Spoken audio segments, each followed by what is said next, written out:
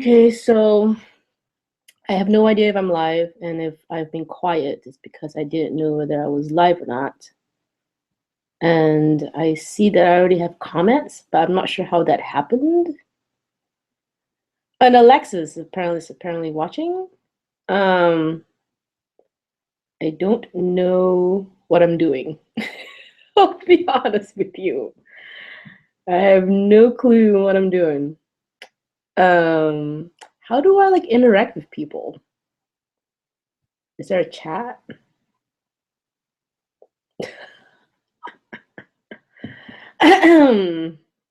Clearly, I don't know what I'm doing.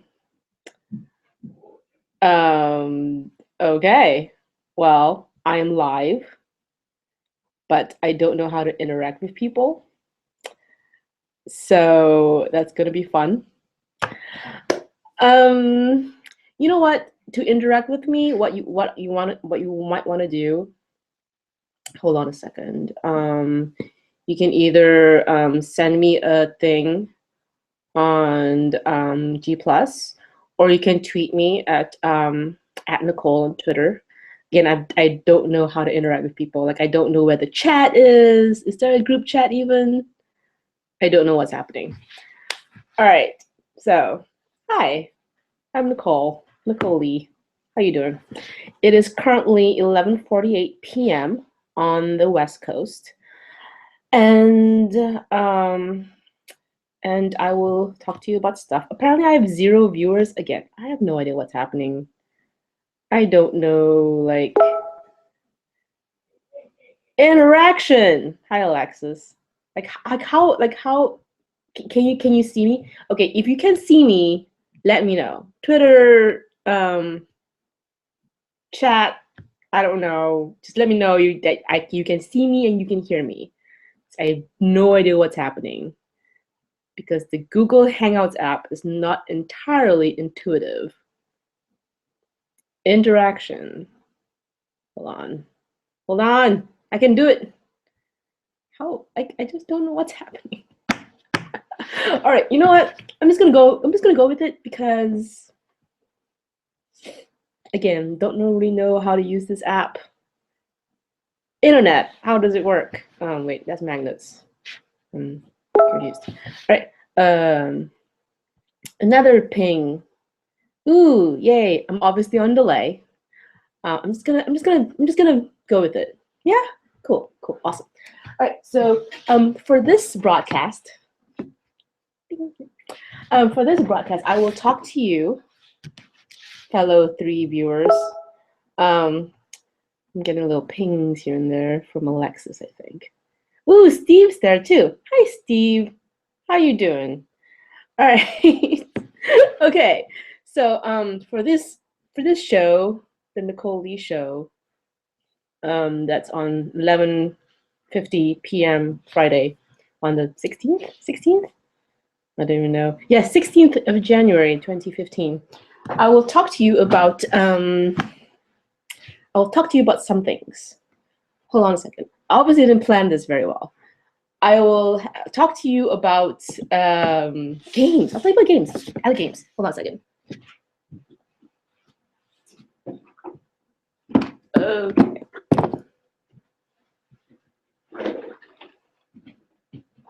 Right.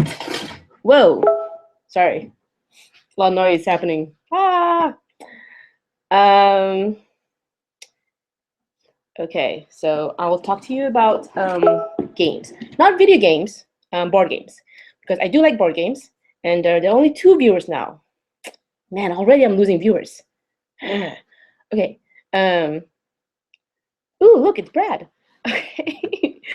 Talk to you about games, not video games, but board games. Because sometimes I don't like video games. I like, games that require some social interaction, a little bit more, social interaction is what I'm trying to say. All right, so one of my favorite games currently is something called Dead of Winter, and it's this game right here. It's called Dead of Winter. You can see it. Yes. So Dead of Winter. The name itself is kind of cool. Dead of Winter. It's all like, I don't know, winter is coming. Game of Thronesy. I don't know. Basically, it's about people in a zombie colony, and they're trying to survive the zombie apocalypse.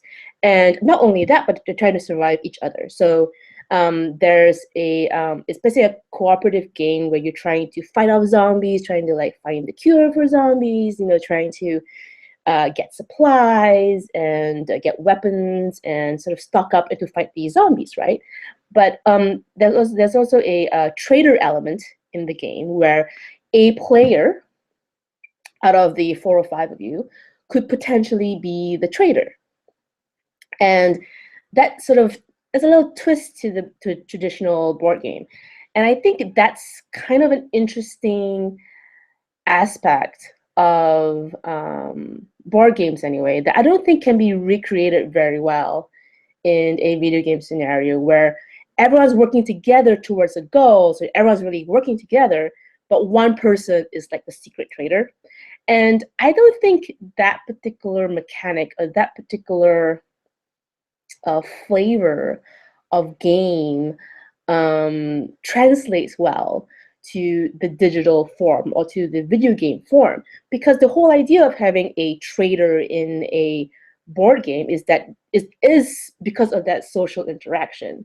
And like you're in a group of friends, 4 or 5 friends, you're playing this game together, but one of you is secretly the trader. It's a little bit more interesting, it's a little bit more nuanced, and I feel like that doesn't a video game with that aspect. I mean, maybe I'm just not familiar with a lot of video games in general, but I don't think there are many video games that have that trader mechanic.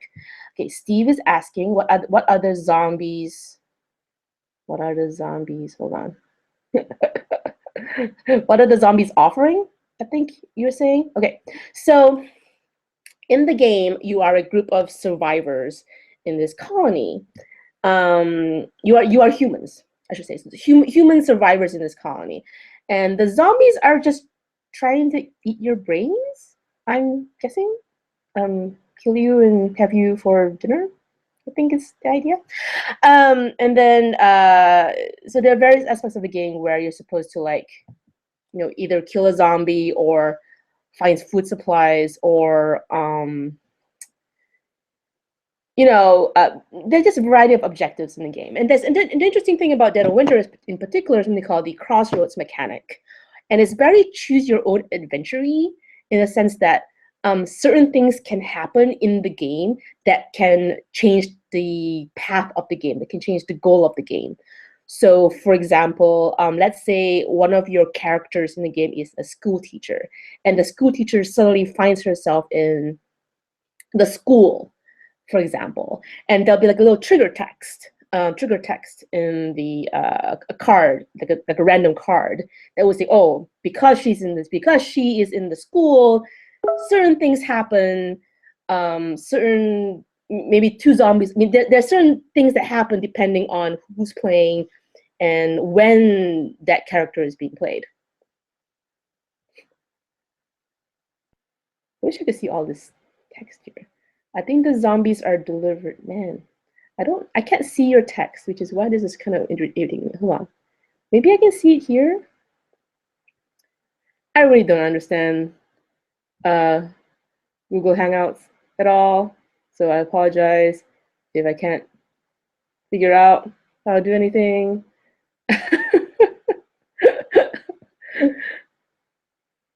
Yeah. Okay, sorry. Brad, I think you're saying, I think the zombies are delivered, but I can't see the whole text. And then this is just driving me insane, because I just don't know why I can't see everything. Anyway, clearly, this whole thing is terrible because I can't see your Hangout text. I'm sorry. All right. Okay, so that's one game. It's called the Dead of Winter Crossroads game. Again, very interesting story mechanics, and I love board games that tell stories, and the same way I like video games that tell stories, right? Like, I don't typically, I mean, it depends on the video game. There are some video games that are I don't need a story, like Tetris. Is there a story in Tetris? Maybe is there like a Russian? I mean, I don't know if there's a story in Tetris, but um, obviously there are certain games that don't need that story, right? Lol, no worries. Also a big delay. Yeah, there's definitely a big delay. I bet.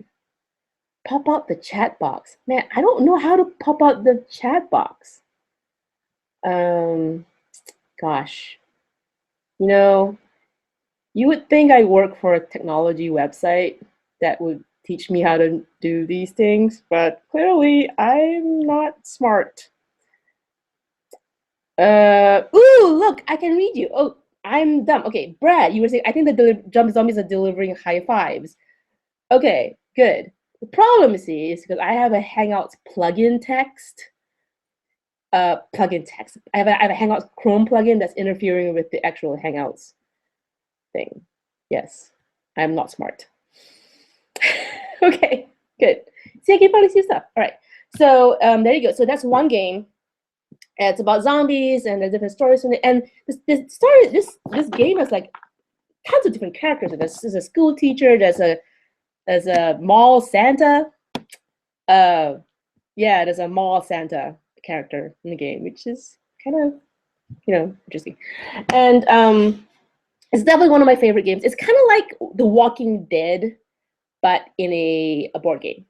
And I think when you think about The Walking Dead, it's really less about the zombies and more about the interactions between the survivors and more about getting together and surviving. So it's more of the human story, and that's really the story, right? The zombies are sort of a small aspect of the story, and it's kind of why, like for example, like Left 4 Dead is a zombie game. It's a good zombie game, but all you do is kill zombies, and there's not so much of that human element, and there's not as much of that the survivor element of it. Anyway, gel nails for this broadcast. I see you, Steve. Yeah, look, gel nails. It's very shiny. Okay, so that's one game. Another game that I'm really interested in is called Five Tribes. I'm not sure what happened to this game, and I'm guessing somebody played with it while I wasn't looking because it's all messed up. Anyway. And Five Tribes. I'll just take out the cover because this is a big mess. So this is called Five Tribes, and Five Tribes is a very different game.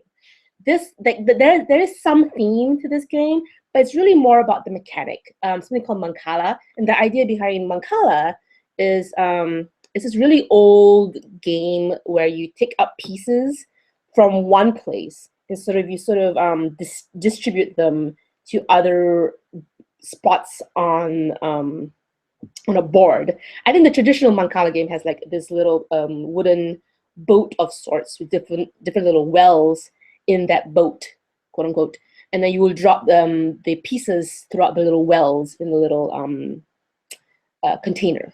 And Five Tribes works very much in the same way, except Five Tribes has all the little pieces represent different characters. So you have assassins, you have djinns, you have elders, you have merchants, and there are all these different characters in the game, and it's way more complicated and it's very complex. I'm not doing it justice in this little Hangouts thing here, but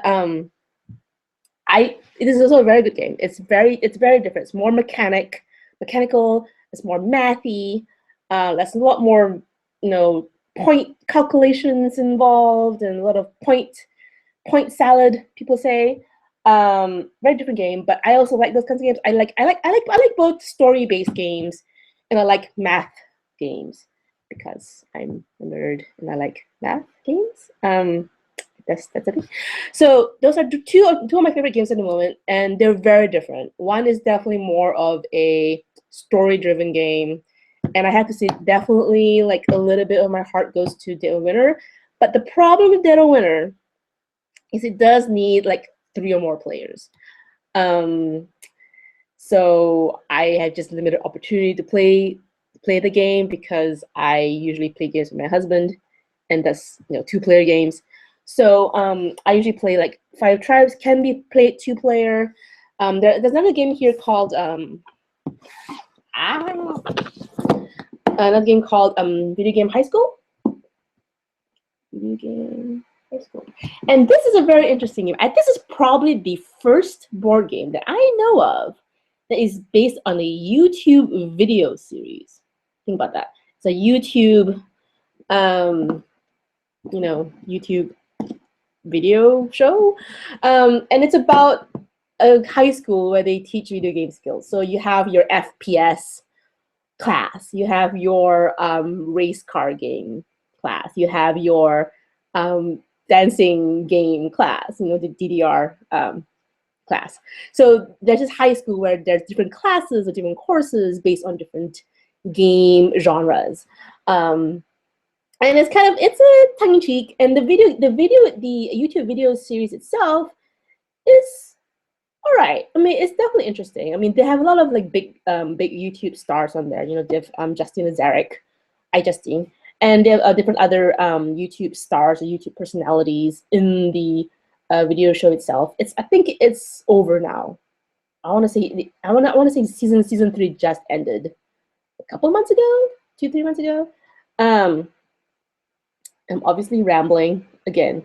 First Hangout show, so not entirely coherent. I'm getting a little chat here. You need to make a game with Catbug. You need to make a game with Catbug. I'm not sure what Catbug is. What's a Catbug? Is that a thing that I'm sorry, anyway, yes. Hello. I can actually see your Hangouts now, which is great. So yeah, it's not a game there. And I have a whole bunch of games. I love board games.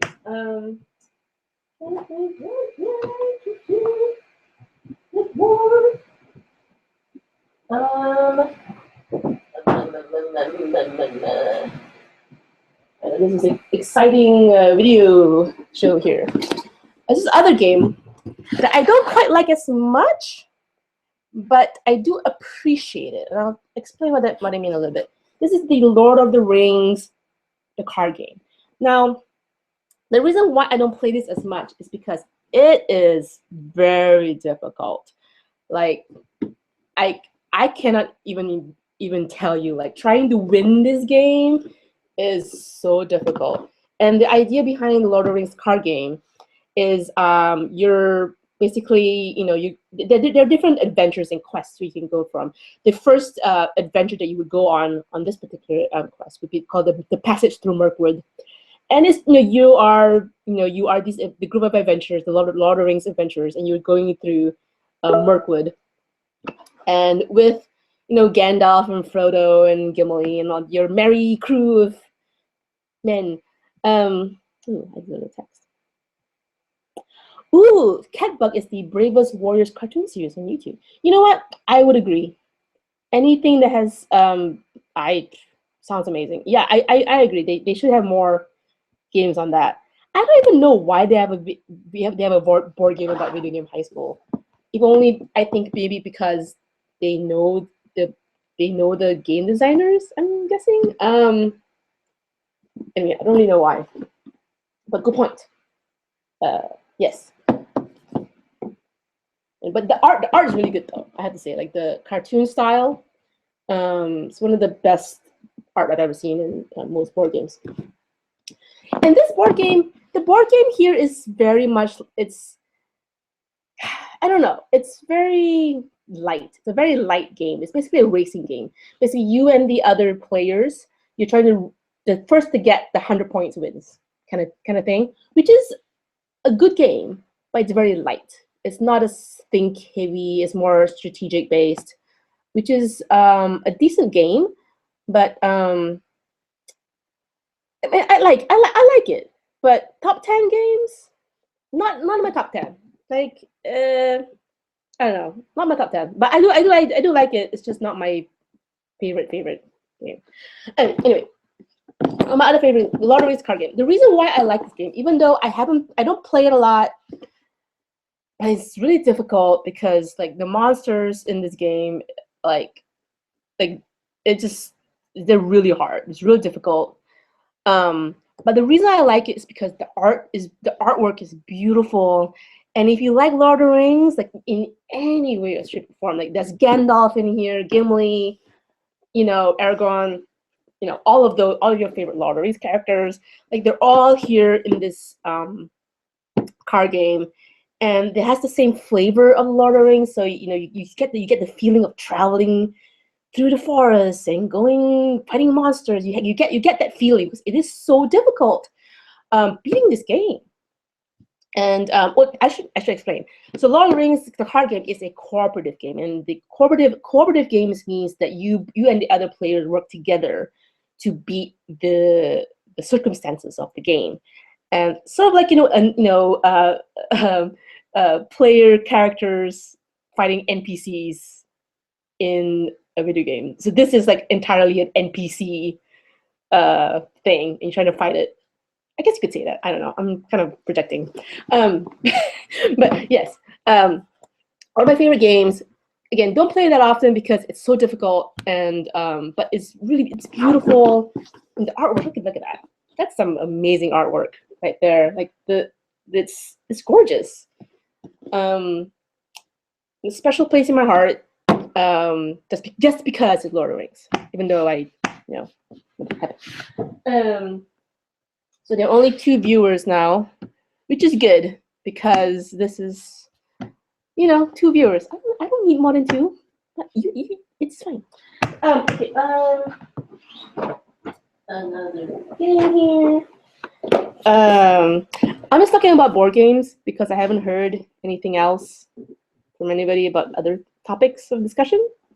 So if you have other topics of discussion, like I'm happy to talk about them. But I'm just gonna talk about the board games. All right. So another board game that I like is called the Manhattan Project.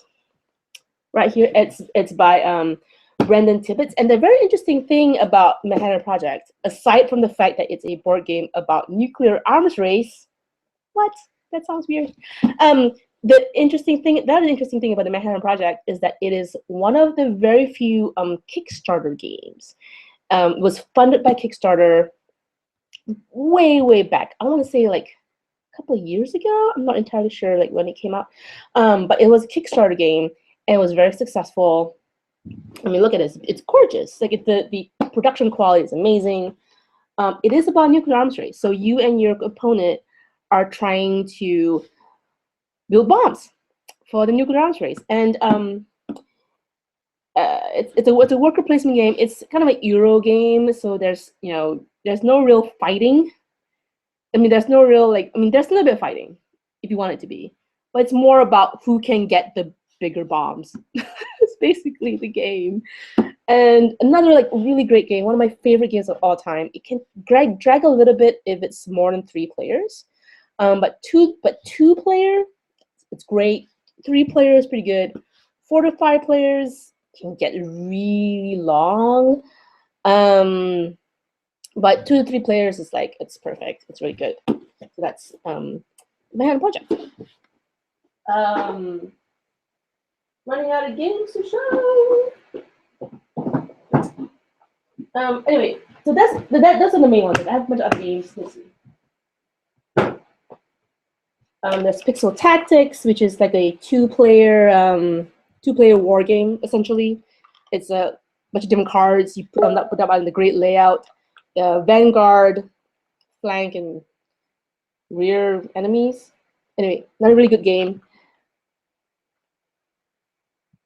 Yeah, Steve.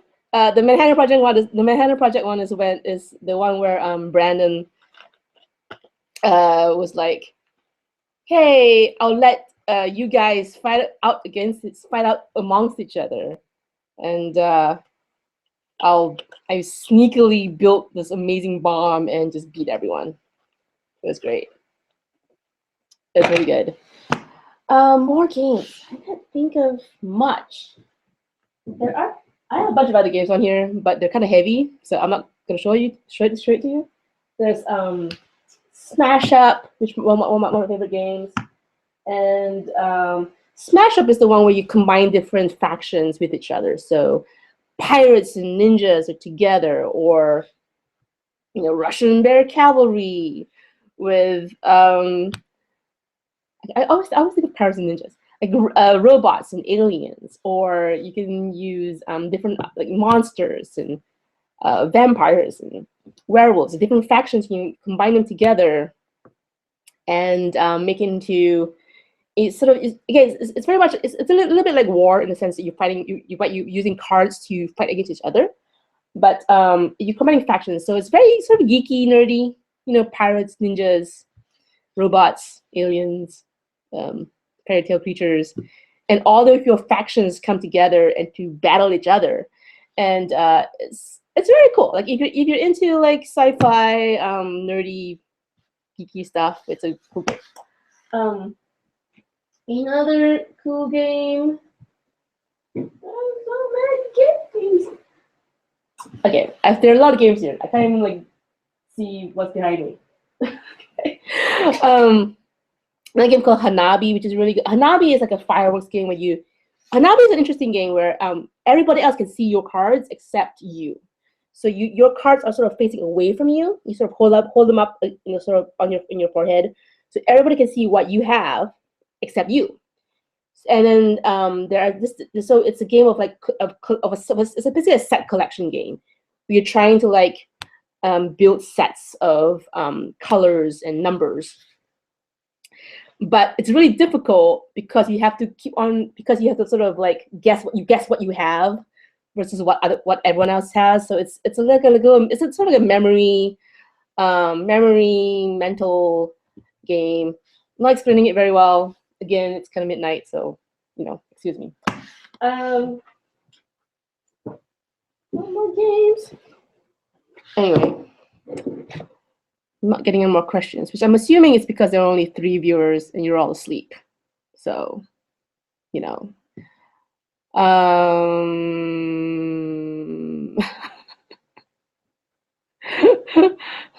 right. Okay. Well, the reason probably there are only 3 viewers is because I didn't really publicize this event. It was just a little spontaneous Google Plus event that I just randomly put up. But since we're here, since you and I are here, let's make the most of it. Wouldn't you say? Wouldn't you say? Wouldn't you say? I agree. What I'm going to do is I'm going to put together my 5 tribes thing. So the components in 5 tribes are amazing. These are the little player auction characters. They're really cool. When I say cool, I mean cool to me. So bear that in mind. The little camels, little pink camels, pink camels, pink camels. How can you not love pink camels?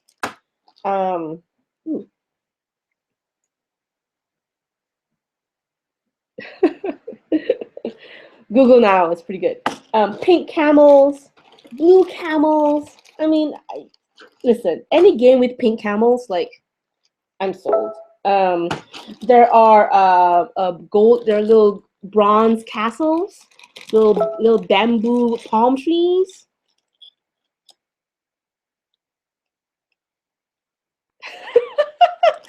Jason, yeah, I don't know, where is GChat? It's just like really confusing, right? Come on, Google, get your act together. So this chat won't go on for too long because I only have 46% battery life, but I'll make use of it as much as I can. So 5 tribes is really good. There is controversy about 5 tribes, however, and I'll talk a little bit about the controversy right now since since only like 3 of you are awake. I can talk about this controversy and it won't be that big of a deal. The controversy about 5 tribes, it's set in Arabian Nights era.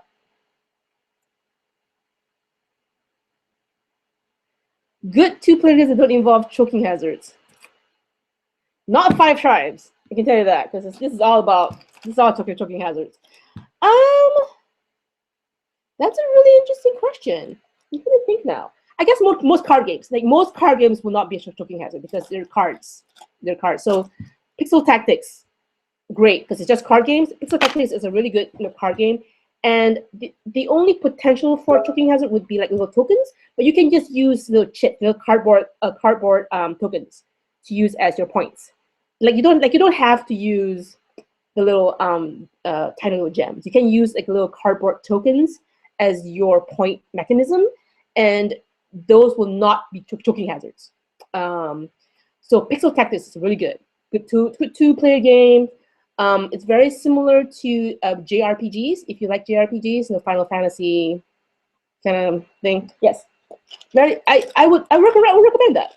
Yeah, Pixel Tactics is good. Hanabi, another card game. Love Letter, great card game. So card games in general would be a good 2+ player game without any choking hazards. I think so. Yeah. So the controversy behind Five Tribes, again, is set in the Arabian Nights. So there are jinns and assassins and elders and stuff like that. But also as a part of mechanic of Five Tribes, there is slave cards. Okay, slave cards. So there are slave cards, and part of the idea behind these slave cards is as a merchant, you buy and it's basically you buy slaves, and the slaves look like this. And there was a little bit of controversy around these slave cards because as a merchant, you're buying slaves, and that's like, questionable, right? But the thing is, for me, the reason why it's perhaps not as much of a big deal for me is, and I don't know if this is PC or whatever, it's basically because it's part of the theme, right? Arabian Nights. Plus, there are other parts of this game that aren't really so pleasant. You are assassins. Assassins kill other people in this game. Is that better or worse than buying slaves? I mean, it's, they're all kind of bad, right? It's not of this era. It's not of this age. It's not, you have to put it within the context of the game. And I feel within the context of the game, it's acceptable. And plus, it's not, like, I don't see any much of a racist element in this game. And I think, and the thing is, I understand though, on why you would not like it, because the depiction is so, the depiction is so like blatantly off. Look at it, right? It is very blatantly a slave card. It's not even abstractly a slave card. It is very obviously a slave card. So I can kind of see why people don't like it. I understand it, but I personally do not have a problem with it. So there's that. Okay, so back to Pixel Tactics because Steve asked about it. Let's see, where are my Pixel Tactics cards? I don't. Pixel Tactics.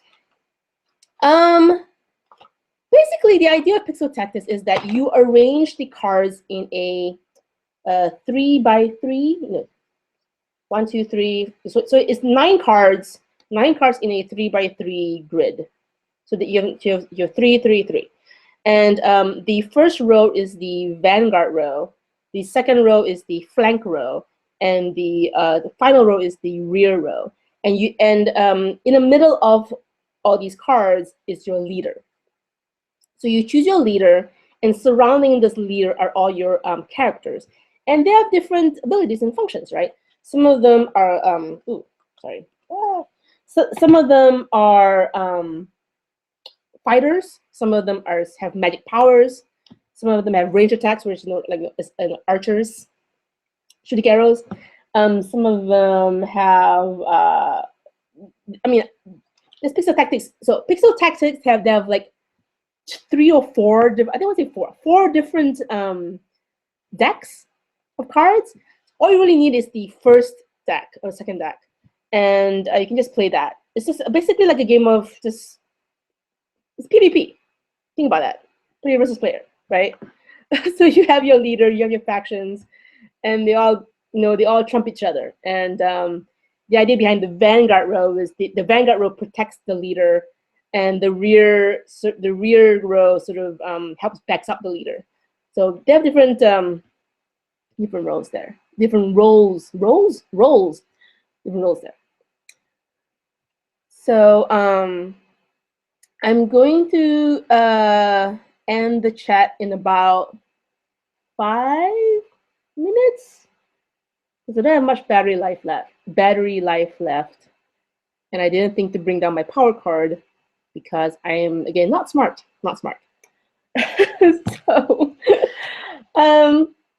if there aren't any more questions, I'll leave another few more minutes for questions if there are any more questions. But if there aren't any, then I'm not gonna say any more. But I will end the chat with this.